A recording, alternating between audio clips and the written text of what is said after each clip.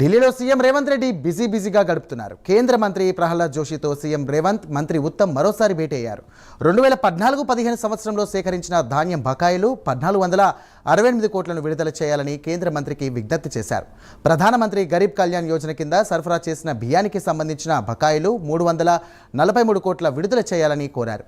CMR delivery గడువును పొడిగించాలని కేంద్ర మంత్రికి సీఎం రేవంత్ రెడ్డి, మంత్రి ఉత్తమ్ కుమార్ రెడ్డి విజ్ఞప్తి చేశారు.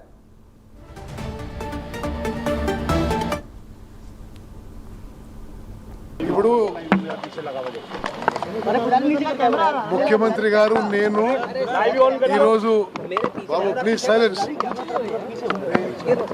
ముఖ్యమంత్రి గారు నేను కేంద్ర food and PDS and renewable energy minister Prahlad Joshi గారితో 2 సార్లు మీటింగ్ చేశాం. ఈరోజు ఉదయం ఒకసారి, ఇప్పుడోసారి.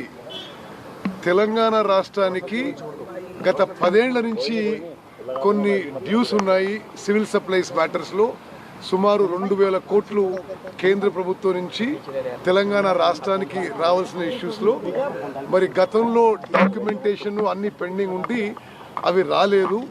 మేము ఇప్పుడు ప్రహ్లాద్ జోషి గారికి ఒప్పించాం. తెలంగాణకి రావాల్సిన 2000 కోట్లు విడుదల చేయాలని చెప్పి వారు కోరడం జరిగింది. వారు పాజిటివ్గా స్పందించారు.